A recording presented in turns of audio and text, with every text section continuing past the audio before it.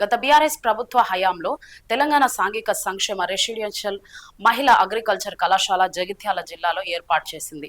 అప్పటి మంత్రి కొప్పుల ఈశ్వర్ ప్రత్యేక చొరవతో జిల్లాలో అగ్రికల్చర్ మహిళా కళాశాల ఏర్పాటైందని బీఆర్ఎస్ రాష్ట్ర కార్యదర్శి పాదం తిరుపతి అన్నారు.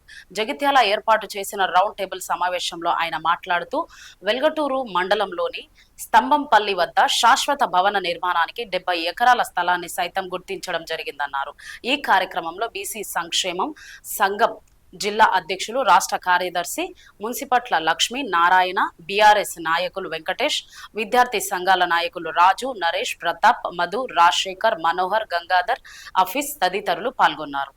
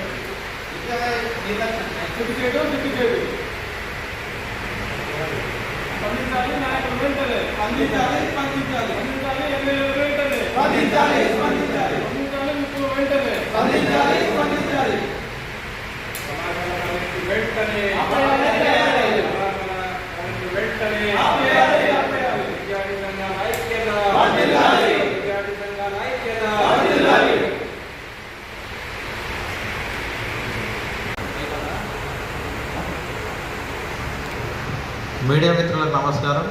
ఈరోజు జగిత్యాల జిల్లాలోని మేధావులు విద్యార్థి సంఘాల ఆధ్వర్యంలో అఖిలపక్ష సమావేశం నిర్వహించడానికి రౌండ్ టేబుల్ సమావేశం నిర్వహించడానికి ముఖ్య కారణం ఏంటంటే గత బీఆర్ఎస్ ప్రభుత్వంలో కొప్పుల ఈశ్వర్ గారి చొరవతో జగిత్యాల జిల్లాకు సోషల్ వెల్ఫేర్ అగ్రికల్చర్ కళాశాల మంజూరు చేయడం జరిగింది.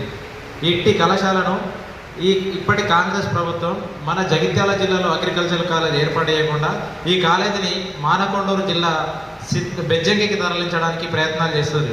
ఇట్టి ప్రయత్నాన్ని మేము అఖిలపక్ష సమావేశం తరఫున విద్యార్థి సంఘం ఆధ్వర్యంలో తీవ్రంగా వ్యతిరేకిస్తున్నాం. ఎందుకంటే అగ్రికల్చర్ కాలేజీ మన జిల్లా నుండి వేరే ప్రాంతానికి పోవడం ఇది పూర్తిగా విద్రోహమైన చర్య. ఈ ప్రాంతానికి తీరని అన్యాయం. ఇది ప్రగతికి నిరోధకం. కాబట్టి ఈ కాంగ్రెస్ పార్టీ ప్రభుత్వాన్ని మేము ప్రశ్నించేది ఒకటే, గత ప్రభుత్వంలో కొప్పులీశ్వర్ గారు ప్రత్యేక చొరవతోటి ధర్మపురి నియోజకవర్గం వెల్గటూరు మండలం స్తంభంపల్లి గ్రామంలో సర్వే నెంబర్ 1090లో సుమారు 70 ఎకరాల భూమిని కేటాయించడం జరిగింది.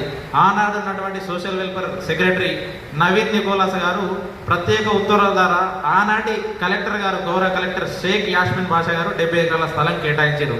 ఆనాడు పర్మనెంట్ బిల్డింగ్ లేని పక్షంలో కొప్పులీశ్వర్ గారి సూచనతోటి అట్టి కాలేజీని కోరుట్లలోని పాలిటెక్నిక్ కాలేజీలో తాత్కాలిక ప్రతిపాదికన క్లాసులు కూడా రన్ చేయడం జరిగింది. విద్యా సంవత్సరాన్ని వేస్ట్ చేయొద్దనే సదుద్దేశంతో కొప్పులీశ్వర్ గారు కాలేజీని కోరుట్లకు తరలించడం జరిగింది. ఇట్టి కాలేజీని ధర్మపూర్లో ఏర్పాటు చేయకుండా, కోరుట్లలో ఏర్పాటు చేయకుండా, జగిత్యాల జిల్లాలో ఏర్పాటు చేయకుండా మీరు సిద్దిపేట జిల్లాకు బెజ్జంగికి తరలించడం అంతర్యం ఏమిటి? మీరు ప్రభుత్వం ఏర్పడిన తర్వాత ఈ జిల్లాకు ఇంకా విశ్వవిద్యాలయాలు కానీ, విద్యా సంస్థలు కానీ, పారిశ్రమలు కానీ ఏర్పాటు చేయాల్సింది పోయి శాంక్షన్ అయిన వాటిని ఇతర జిల్లాలకు తరలిస్తుంటే ఈ కాంగ్రెస్ పార్టీ నాయకులు, ఎమ్మెల్యేలు ఏం చేస్తారు? ఈ ధర్మపురి నియోజకవర్గం నుండి ప్రాతినిధ్యం వహిస్తున్న లక్ష్మణ్ కుమార్ గారు మన ప్రాంతానికి అన్యాయం జరుగుతున్నప్పుడు మన ప్రాంత నాయకునిగా మీరు ఖచ్చితంగా ముఖ్యమంత్రి గారి దృష్టికి తీసుకుపోయి మన అగ్రికల్చర్ కాలేజీ మనకే కేటాయించేటట్టు చూడాలి. ధర్మపురి నియోజకవర్గం అన్నా, జగిత్యాల జిల్లాలన్నా తెలంగాణ కోనసీమగా మనకు పేరు ఉంది. ఎందుకంటే జగిత్యాల జిల్లాలో చాలామంది ప్రజలు వ్యవసాయం మీద ఆధారపడతారు.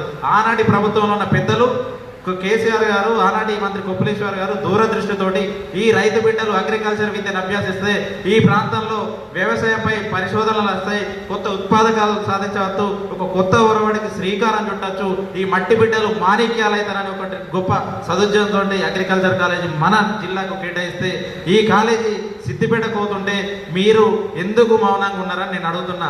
కవ్వెంపల్లి సత్యనారాయణ గారికి ఏమో అగ్రికల్చర్ కాలేజ్ అవసరం ఉంది, లక్ష్మణ్ కుమార్ గారికి అగ్రికల్చర్ కాలేజ్ ఎందుకు అవసరం లేదని అడుగుతున్నా. కాబట్టి ఇట్టి అగ్రికల్చర్ కాలేజీకి ఆచార్య జయశంకర్ యూనివర్సిటీ నుండి గుర్తింపు కూడా పొందింది. కావున దయచేసి మేము అఖిలపక్షం సమావేశం ద్వారా మిమ్మల్ని అడిగేది ఒకటి, మన జిల్లాకు అన్యాయం జరుగుతుంది, మాకు తీవ్రంగా మనసు కలిచివేస్తుంది. కాబట్టి ఖచ్చితంగా ఇట్టి అగ్రికల్చర్ కాలేజీని జిల్లాలోనే ఏర్పడియాలి. లక్ష్మణ్ కుమార్ గారు మీరు విప్పు ఉన్నారు, ఎమ్మెల్యే ఉన్నారు, కాబట్టి మీరు శాశ్వత భవనాల కోసం నిధులు శాంక్షన్ చేయండి. అక్కడ మనకు స్తంభంపల్లి గ్రామంలో మనకు ల్యాండ్ ఉంది, కాబట్టి ఆ ల్యాండ్లోనే శాశ్వత బిల్డింగ్లు ఏర్పాటు చేసి కాలేజ్ ఇక్కడనే ఏర్పాటు చేయాలని కోరుతున్నాం. అదేవిధంగా తెలంగాణ రాష్ట్రంలో కాంగ్రెస్ ప్రభుత్వం వచ్చిన తర్వాత విద్యను పూర్తిగా నిర్వహణ చేసింది. 18 మాసాలు అయినా కానీ తెలంగాణకు ఇప్పటికి కూడా ఒక విద్యాశాఖ మంత్రి లేకపోవడం ఇది నిజంగా నిస్సిగ్గుచేటు. అదేవిధంగా జీవో నెంబర్ 1 తుంగలో దొక్కి విద్యా వ్యవస్థను గాలికి వదిలేసింది. మొన్నటి దాకా గురుకులాలలో ఫుడ్ పాయిజన్తో చాలా మంది విద్యార్థులు చనిపోయారు. ఇటువంటి సంఘటనలు జరుగుతుంటే కాంగ్రెస్ ప్రభుత్వం నిమ్మకు నీరెత్తనట్టు వ్యవస్థ ఉంది. కాబట్టి ఇట్టి విషయాన్ని మేము తీవ్రంగా ఖండిస్తున్నాం. అగ్రికల్చర్ కాలేజీ జగిత్యాల నుండి వేరే ప్రాంతానికి పోతే భవిష్యత్తులో విద్యార్థి నాయకులుగా జేఏసీ నాయకులుగా మేధావులందరం ప్రశ్నించే గొంతుకలై భవిష్యత్తులో పెద్ద ఉద్యమానికి కార్యాచరణ రూపొందిస్తాం. మంత్రుల ఇళ్లను ఎమ్మెల్యేలను కూడా ముట్టడి చేస్తాం. మేము కోరేది ఒకటి, మా జిల్లా జగిత్యాల జిల్లా అభివృద్ధి చెందాలంటే మా అగ్రికల్చర్ కాలేజ్ మాకు కావాలి. మీకు చేతనైతే ఇంకా కొత్త యూనివర్సిటీలు లేరి, కొత్త ప్రాజెక్టులు లేరి, కొత్త విశ్వవిద్యాలయాలు లేరి, కొత్త పరిశ్రమలు లేరి, ఈ ప్రాంత ప్రజలకు ఉపాధి కల్పించాల్సింది పోయి ఈ ప్రాంతం నుండి వేరే ప్రాంతానికి పోతే ఈ ప్రాంత ప్రజలు ఓట్లేసి మిమ్మల్ని ఎన్నుకున్నారు. ఈ ప్రాంతానికి అన్యాయం జరుగుతుంటే మేము చూస్తూ ఊరుకోం. ప్రాంతేతరుడు మోసం చేస్తే ప్రాంతం దాకా తరిమి కొడతాం.